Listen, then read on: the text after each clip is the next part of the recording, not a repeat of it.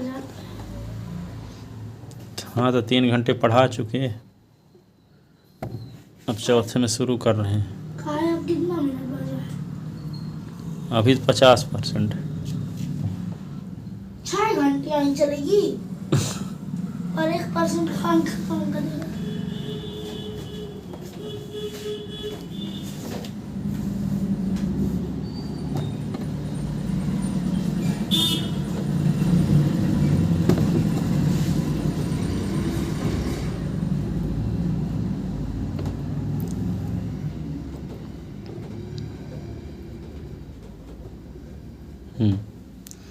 लिख ले इतना। तो कोई अवकल समीकरण किस टाइप का हो? D y upon d x, हाँ, function of y upon x के रूप का हो, उसे समघाती अवकल समीकरण कहते हैं। इसको हल करने के लिए वाई बराबर वी एस रख, वाई बराबर वी एक्स। तो वाई बराबर जब वी एस रखेंगे तो d y upon d s के स्थान पे क्या रखना पड़ेगा? v plus x d v upon d s. तो वे चरों के पृथक्करण विषय हल होने लायक बन जाएगा, जिसे कल हल करने का तरीका बता चुके हैं। ठीक है, जैसे मान लो ये डिफरेंशियल इक्वेशन है, लिखोगे चूँकि अवकल समीकरण 1, चूँकि अवकल समीकरण 1, जो अवकल समीकरण, ऐसा अवकल समीकरण जो d y upon d s is equal to function of y upon s के रूप का हो, उसे समघाती अवकल समीकरण कहते हैं। इस अवकल समीकरण पर विचार करते हैं तो एस कॉमन ले लिए ऊपर नीचे से, तो यहाँ 1 plus y upon s, 1 minus y upon s, तो d y upon d s 1 plus y upon s, 1 minus y upon s. तो यहाँ कहीं भी कोई चर यदि है तो वाई अपॉन एस है, तो कहेंगे ये वाई अपॉन एस का फलन है, तो function of y upon s लिख दिए। तो यहाँ d y upon d s is equal to function of y upon s. इस टाइप का यदि कोई अवकल समीकरण है तो इस अवकल समीकरण को कहते हैं समघाती अवकल समीकरण। समघाती अवकल समीकरण को हल करने के लिए क्या करते हैं? तो चूँकि अवकल समीकरण 1 d y upon d s is equal to function of y upon s के रूप का है, के रूप का है, इसलिए यह एक समघाती अवकल समीकरण है, समघाती अवकल समीकरण है। और जब समघाती अवकल समीकरण है तो समघाती अवकल समीकरण को हल करने के लिए क्या करते हैं? y बराबर वी एस, इसे हल करने के लिए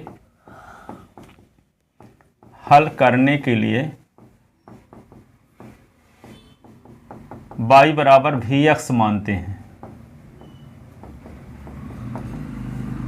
ठीक है, तब d y upon d s is equal to क्या होगा? गुणनफल नियम लगाओ, दो फलनों के गुणनफल का अवकलन। तो प्रथम फलन गुणे v into d x upon d x और x into d v upon d s. X का एस के सापेक्ष अवकलन 1 होता है कि नहीं? तो d y upon d s, तो v into 1 plus x d v upon d x, तो d y upon d x v plus x d v upon d v है sir, d x upon d v, ये वाला ना, S upon S, v into S का s के सापेक्ष अवकलन, फिर एस इंटू वी का एस के सापेक्ष अवकलन, दो फलनों के गुणनफल का अवकलन। तो एस का एस के सापेक्ष अवकलन एक ही ना होगा? वो तो होगा सर, तो दूसरे वाले में d v upon d x है। हाँ, d v upon d s है दूसरे वाले में, दो फलनों के गुणनफल का अवकलन, प्रोडक्ट रूल। अब देखो ये, तो जहाँ d y upon d s वहाँ क्या लिख देंगे? v plus x d v upon d s. अब y के स्थान पे क्या लिख देंगे? V s. कहाँ? समीकरण 1 में, समीकरण 1 में, समीकरण 1 में y बराबर वी एक्स और d y upon d s is equal to v plus x d v upon d s रखने पर, तो रख दो, तो v plus x d v upon d s, v plus x d v upon d s. ये चीज़ ये है कि किसी के पास सबको डर खत्म करने का सिर्फ एक ही तरीका है। जानते हैं क्या तरीका है? कि आपको डर न लगे पढ़ाई के प्रति। कि नहीं लगता है डर कि नहीं लगता? लगता है। हाँ, तो सिर्फ एक तरीका है, उसको कर लो तो डर नहीं लगेगा। तरीका क्या है? तरीका क्या बताएं? सुबह से लेकर शाम तक जब तक दिन में सोते हो उसका टाइम टेबल बना लो, और किस टाइम में किस हिंदी पढ़ोगे, किस टाइम में इंग्लिश पढ़ोगे, किस टाइम में मैथ लगाओगे, किस टाइम में फिजिक्स पढ़ोगे, और उस टाइम में करना है, और किस टाइम में खाना बनाओगे। ठीक है, तो टाइम जैसे जैसे बीतता जाएगा तो आप काम कभी खत्म होता जाएगा, टिक भी करते जाओ ऐसे ऐसे। तो जितना आप कैपेसिटी है तो सब जब कर लोगे तब आपको डर नहीं रहेगा। आपको पता चला कि फिजिक्स से फिजिक्स पढ़ रहे हो तो हिंदी इंग्लिश बचा है, केमिस्ट्री पढ़ रहे हो तो मैथ बचा है, तो टेंशन रहता है। तो सबका टाइम टेबल बनाओ, कम से कम 2 घंटे 3 घंटे का टाइम होना चाहिए फिजिक्स केमिस्ट्री मैथ का।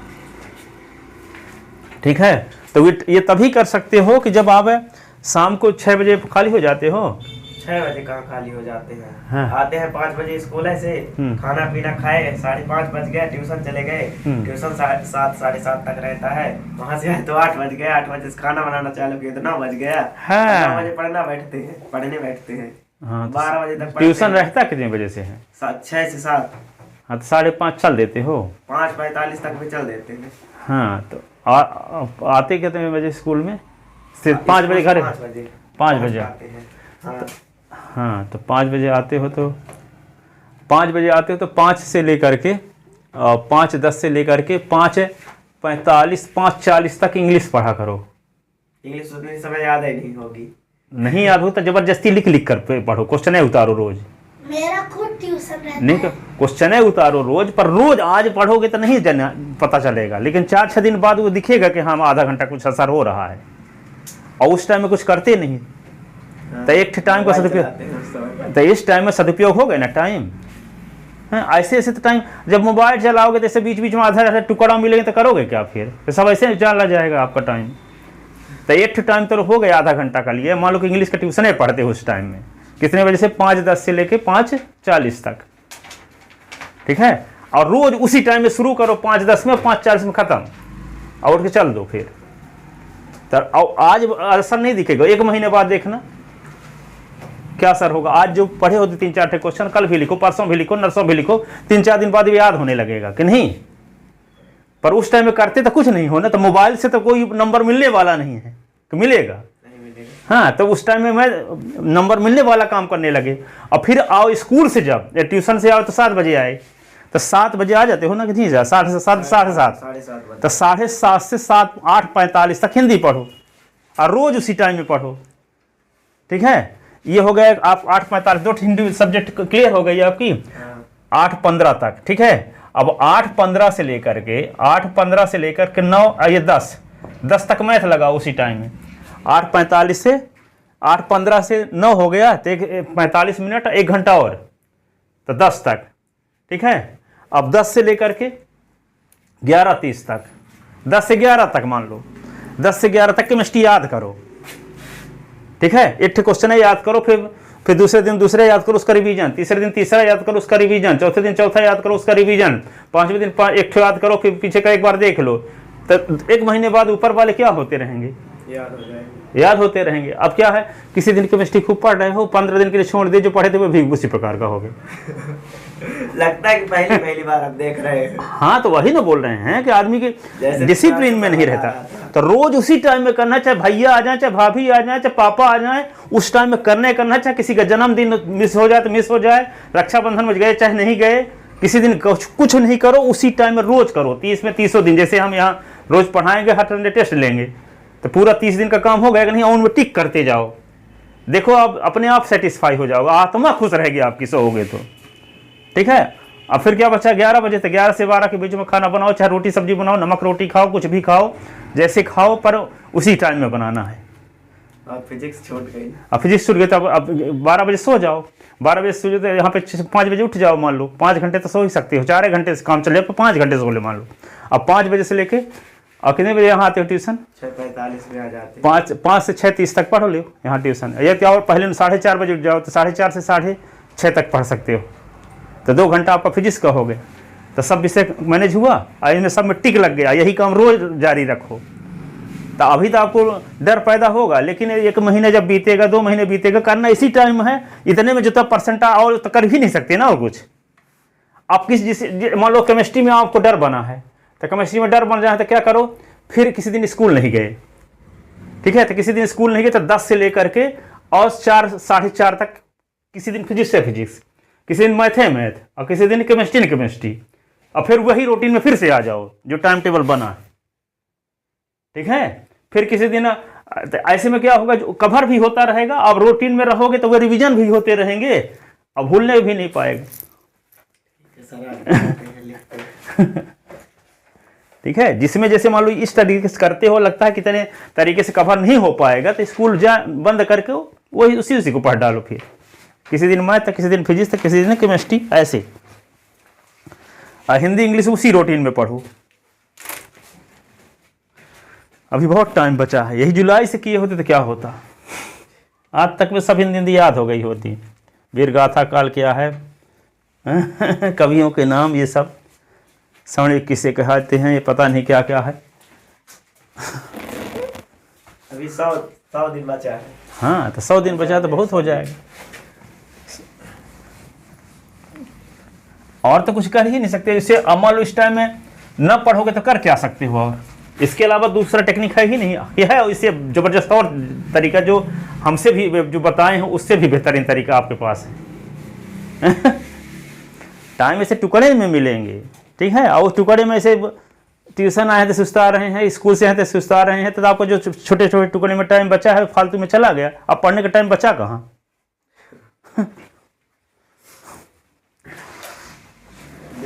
टिफिन की व्यवस्था करवाएंगे, मिल जाएगा। हाँ, तो 1 घंटा की और बचत हो जाएगी, 2 घंटे की।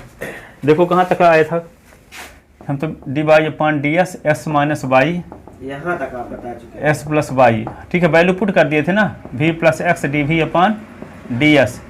ये x, ये vx, ऊपर प्लस था कि माइनस था? ऊपर प्लस था। ऊपर प्लस था, ये माइनस। x ये vx, x - vs, v + x dv/ds s common ले लिए। सर दूसरा तो आ गया ये 1 - v, x कट गया, तो v + x dv/ds, 1 + v/1 - v। अभी को उधर ले जाओ, क्या दूसरा आ गया? इसमें दूसरा करवाए हैं यहाँ तक।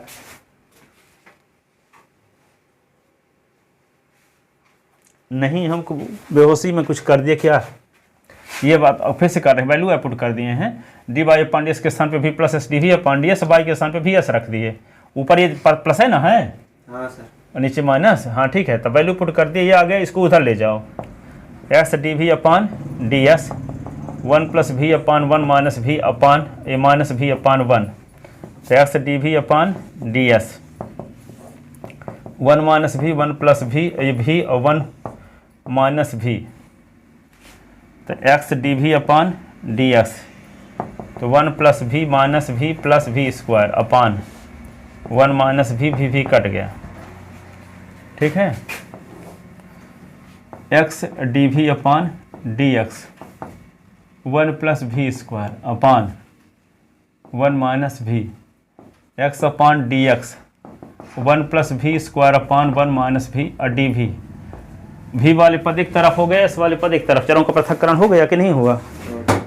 अब इसका उल्टा करो, क्योंकि ds ऊपर होता है तब ना इंटीग्रेशन कर पाते हो, नीचे से तो काम बनेगा नहीं, तो उल्टा कर दो। व्युत्क्रम ले लें, व्युत्क्रमानुपात नियम से, 1 - v dv अपान 1 + v²। अब दोनों साइड के इंटीग्रेशन, चरों का पृथक्करण हो गया, तो अब ये क्या होगा, 1 - v और dv अपान 1 + v², ये log x। ये क्या होगा, 1/1 + v² dv, और ये क्या होगा, v/1 + v² dv, log s, tan inverse v।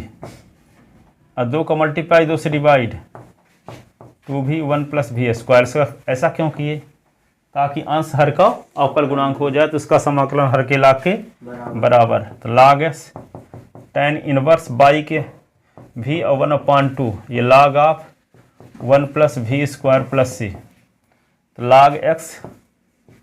अब देखो y बराबर क्या माने थे हम, vs ना, तो y/s = v हो गया। y = क्या हो गया, y = vs था, तो v = y/s। आंसर तो sy के रूप में आना चाहिए ना, क्योंकि डिफरेंशियल इक्वेशन में एस वाई के अलावा भी तो है ही नहीं, तो आंसर भी क्या आना चाहिए, एस वाई के रूप में आना चाहिए। ठीक है, तो ये क्या हो गया, log s, इसको लिख दो tan inverse y upon x, 1/2 log of 1 plus y square upon x square a c, log x tan inverse y upon x 1/2 log x square plus y square upon x square plus सी।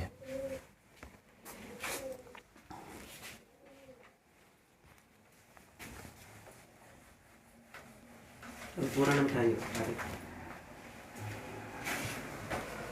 नहीं आया, भी को उधर ले जाके LCM ले लो, हो गया, कट गया ना, हो गया। 1 प्लस भी स्क्वायर अपान, अब ये डी भी को उधर ले आए तो बटे में हो गया।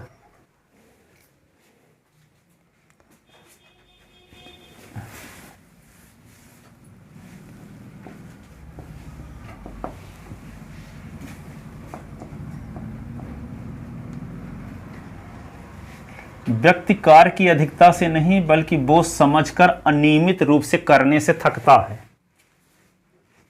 अनियमित रूप से, अनियमित रूप का मतलब ऐसे, कभी कोई पढ़े वो कुछ समय बाद फिर से उसी प्रकार हो गया, मेहनत तक खूब की वो किसी काम की नहीं रह गई। 1/2 log m अपान n, तो log x square plus y square. अभी है समय का, अभी सुधार सकते हैं। हाँ, तो जब जागो तभी सवेरा समझो, पर वो कंटिन्यू फॉलो करना है। ये नहीं कि अब उस कम घर भी कम जाया करो, अब घर वालों को से वहाँ बस में रखवाओ, वहाँ से भले पैसा उतना दे दो किराया के बराबर है, परंतु जाओ ना, टाइम तो बचत होगी, पैसा भले उतना ही लग जाए जाने के बराबर। log एक्स स्क्वायर है तो क्या होगा, 2 log s, देखो यहाँ पे log s स्क्वायर है तो 2 log s हो जाएगा, और ये -2 log s, ये -1 बटे तो 2/2 log s हो जाएगा कि नहीं होगा, 2/2 log s, और प्लस से ये 2 कट गया तो log s, ये log s भी कट गया। ठीक है, तो इधर 0 बच गया, तो क्या बचा, tan inverse y upon x 1/2 log x square plus y square, और ये सी इतना, और ये माइनस वाले को इधर ले आओ, तो 1/2 log of x square plus y square is equal to tan inverse y upon x plus c. और कभी भी जब पढ़ने का मन ना करे, ज़बरदस्ती बैठते हो, तो लिखने से शुरुआत करो। पहले उस किसी क्वेश्चन को 1-2 लिखो, और फिर पढ़ने लगो, फिर लिखो, पढ़ने लगो, तो अपने आप मन लगने लगेगा। पर करेगा मन नहीं कि स्कूल से आओ तो पढ़ने का मन करेगा, आपको किसी हालत में नहीं करेगा, पर आप कर ही नहीं सकते, और दूसरा तरीका भी नहीं है ना। पर ये पूरे स्टेप फॉलो कर लोगे तो आप जैसा कल फील करते रहे होगे, तो आज फील नहीं करोगे उस प्रकार। जिस दिन किए रहोगे तो आत्मा खुश रहेगी।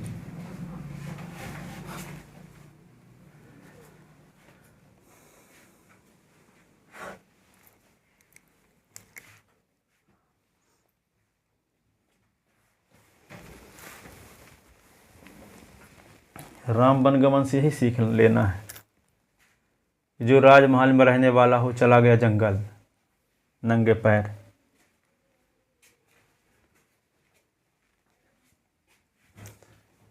तो हर एक स्थान पर त्याग करने की जरूरत है। त्याग मतलब अब नींद आ रही है, अब थके हो, पढ़ने का मन नहीं कर रहा है, पर भी फिर भी लगे।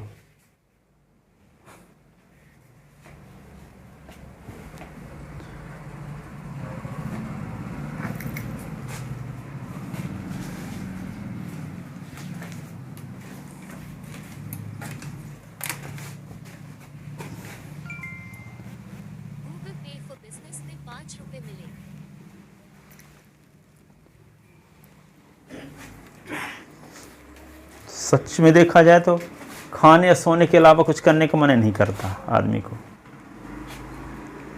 करता है? नहीं करता, वैसे जबरदस्ती करना है पड़ता है। राम लीला से सीख लेनी चाहिए हम लोग को। खाने सोने से अलावा और कुछ, क्योंकि खाने सोने का काम तो कितने जन्मों तक किए होंगे, 84 लाख जीव बने तो करिए।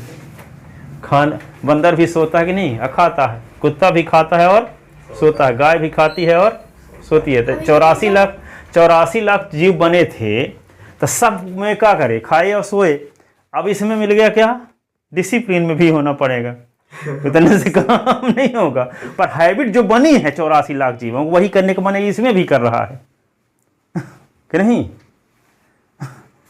क्योंकि जिसकी हैबिट ज़्यादा बनी है तो वही करने का मन करता है। ये ह्यूमन नेचर है, आपे भर की बात नहीं है, सारी दुनिया की बात है। सबका करता वही है, वो जबरदस्ती या करते हैं, और जो जबरदस्ती कर गए वो आगे निकल गए, और जैसे भावनाओं में बह गए तो हो गए बने रहेगा उसी प्रकार।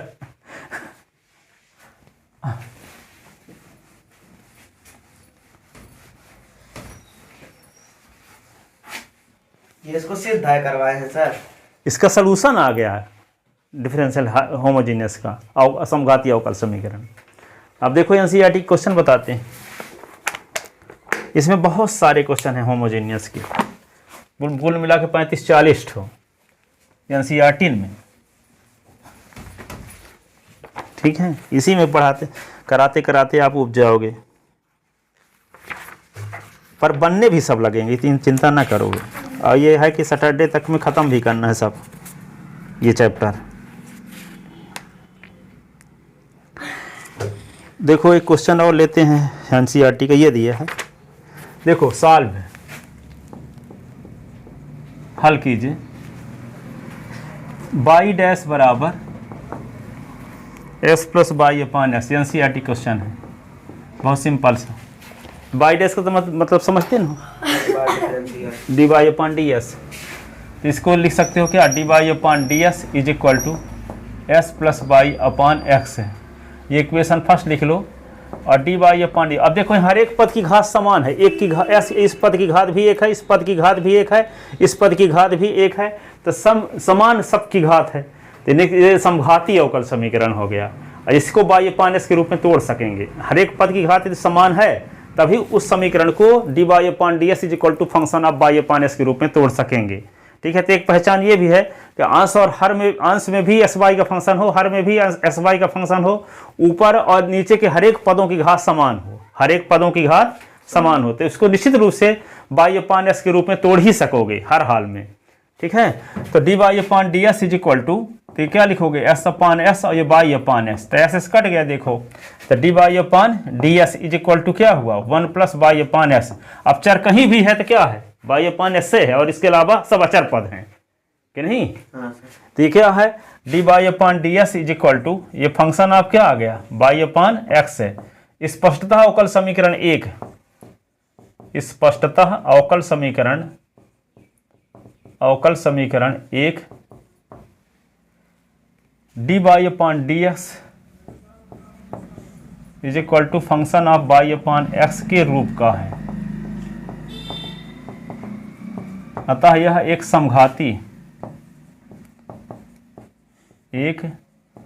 समघाती अवकल समीकरण है।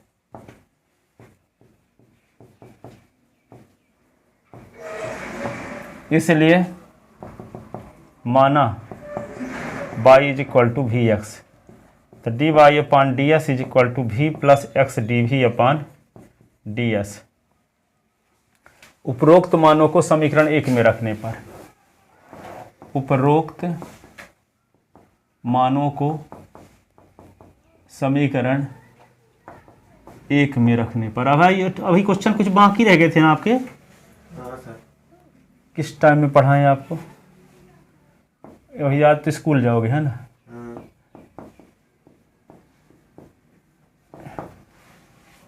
तो एस के स्थान पे तो ऐसे लिखो, वी एस अपान, इस संडे को फिर 4 और बजे से पढ़ा देंगे आपको उसको। सुबह तो उन लोगों को पढ़ाते हैं 1 प्लस भी, एक कट गया, x d v upon d S. 4 बजे तक टेस्ट रहता है ना, एक्स अपान डी एस सुबह न बुला लेंगे उन लोगों के बाद, 1 अपान डी वी।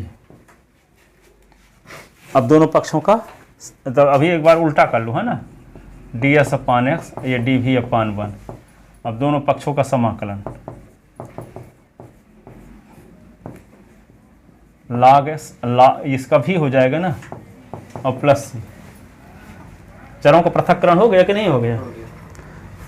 अब log s लिखो, अभी के स्थान पे y अपान एक्स प्लस सी, क्योंकि y बराबर भी एस न माने हैं, तो y upon s is equal to भी। यही अभिष्ट अवकल समीकरण है, अभिष्ट हल है।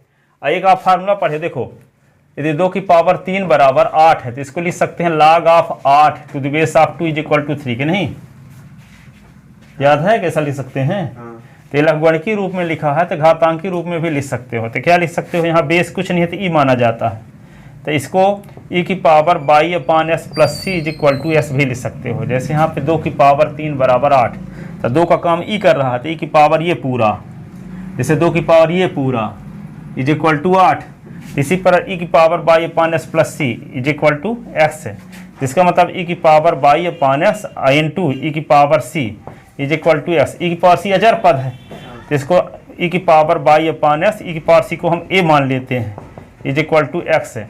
तो एक्स इज इक्वल टू क्या हुआ, a और ई की पावर y अपान एस है। तो ऐसे भी इसका सलूशन लिखा जा सकता है। फाइनल सलूशन यही है, पर आप नहीं जानते तो यहाँ तक भी लिख सकते हो। आगे सॉल्व ना करो, इतना भी सही है आंसर, इतना भी। पर आगे आपके पास हिम्मत है कि हम यहाँ तक निकालेंगे, बीच में गलती कोई स्टेप की नहीं है, तब लगा दो, नहीं तो यहाँ तक लिख दो। पर यदि आप लगाने लगे ये आंसर निकालने के लिए, कहीं स्टेप में गलती कर दी तो नंबर कटेगा। यदि कंफर्म पता है तभी आगे का सॉल्व करो।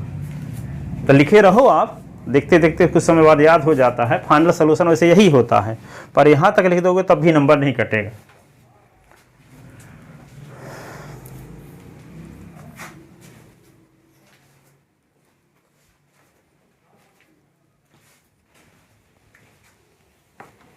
ये 9.3 है।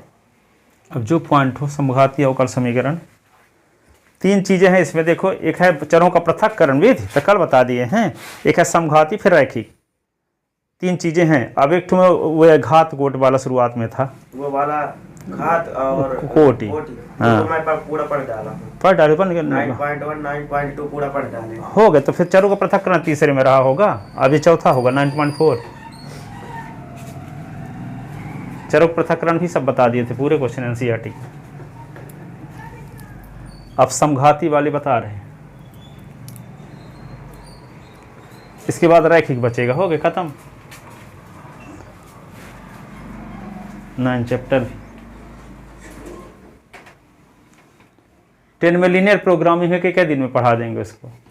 अभी भैया बोल रहे थे फिर बचता जितना भी इतनी मैथ है उतना तुम्हारी पूरी कंप्लीट हो जाएगी। सही है, जितना समय का लाना है उतने में तुम्हारी खत्म हो जाएगी पूरी मैथ। हाँ था। कितना हाइये होगी तुम्हारे में।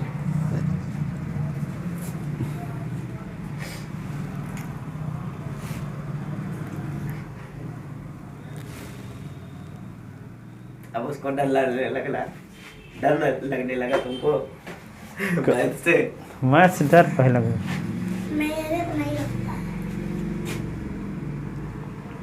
ब्रश करे हो, हाथों के याद करो। सुबह जहाँ सोने उठा डायरेक्ट यहाँ आ गया था क्या?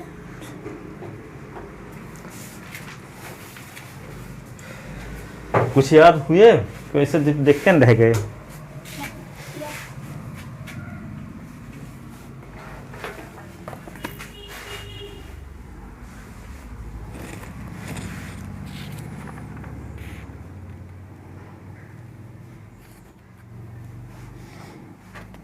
अगला क्वेश्चन देखो, एनसीईआरटी लिख ले।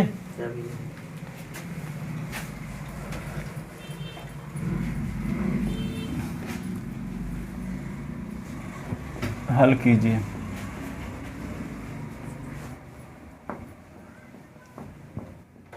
कल तुम लगता खाना भी नहीं खाए थे, तो लगता है उसका असर दिख रहा है आज। अवकल समीकरण, कौन खाना नहीं खाया था? यही 12 बजे आए थे ना। कहाँ से आए थे 12 बजे? 5x/y 4y²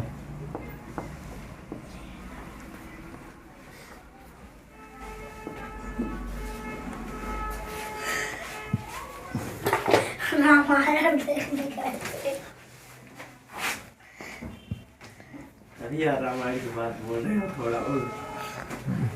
हो गया उसमें एक साइड में रामायण दिखा रहे थे, एक साइड में रामायण जैसे पात्र थे।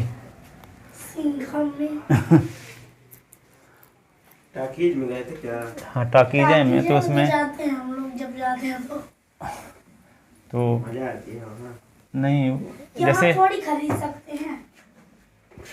यहाँ 100 रुपए में खरीदेंगे, उससे अच्छा वहाँ जाके 100 रुपए में देख लो। 100 नहीं 80 लगता है वहाँ। 5x/x², 4y² तो dy/dx, ये इक्वेशन फर्स्ट लिख लो इसको। 1 + x कट गया तो 5y/x आ गया है ना, 4y/x²। ये समीकरण नंबर 2। चूँकि समीकरण 2 देखो ये फंक्शन ऑफ y है कि नहीं है, इसको समीकरण 1 डाले हो, इसको लिख सकते हो dy/dx। जहाँ भी चर है तो y/s है कि नहीं है। तो स्पष्टतः अवकल समीकरण 1, स्पष्टतः अवकल समीकरण 1 dy/ds फंक्शन ऑफ y/x के रूप का है, अतः यह एक समघाती अवकल समीकरण है। यह एक समघाती अवकल समीकरण है। ठीक है, समघाती अवकल समीकरण है।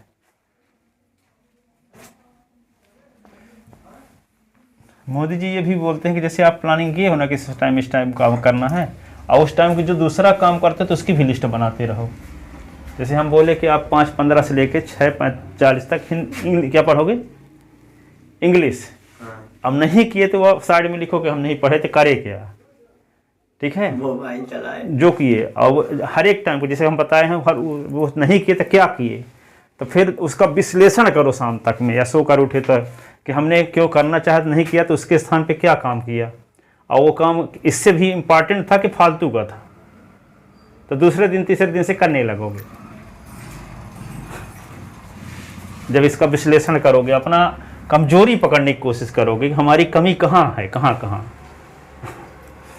देखो, तो यह एक समघाती अवकल समीकरण है। तो यहाँ पे यह एक समघाती, क्या करोगे, इसलिए माना y = vx, इसलिए माना y = vx, तो dy/dx v + x dv/dx। तो उपरोक्त मानों को एक में रखने पर, उपरोक्त मानों को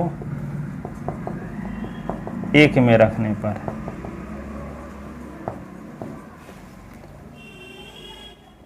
तो x v + x dv/ds, x² 5x ये vx 4v² x² अपान क्या है x², तो v + x dv/ds, x² common लेंगे तो 1 + 5v + 4v² अपान x² कट गया, देखो कि नहीं।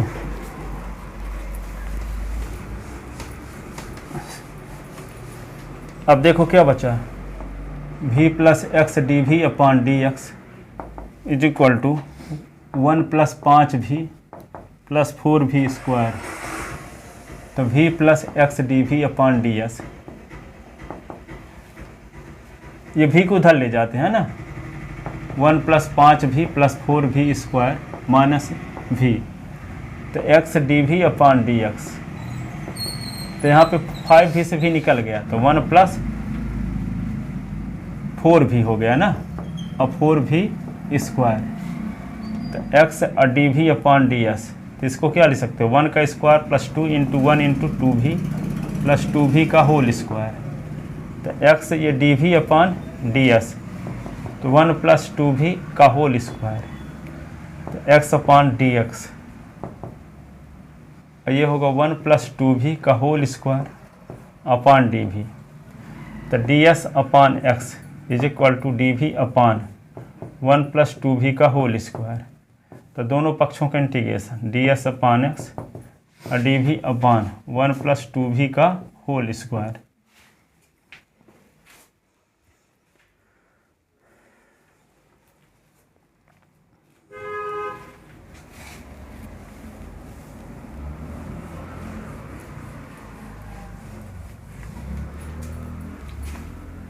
log x, और इसका इंटीग्रेशन करने के लिए ऊपर ले जाओ 1 + 2v की power -2 dv। log x 1 + 2v की power -2 + 1 upon -2 + 1 + c। log x 1 + 2v की power -1 upon -1 + c। log x -1 upon 1 + 2v + c। तो log x -1 upon 2 1 + 2y upon x + c। तो log s = -x upon x + 2y + c। LCM लेंगे, ऊपर ले जाएंगे, ये answer हो गया।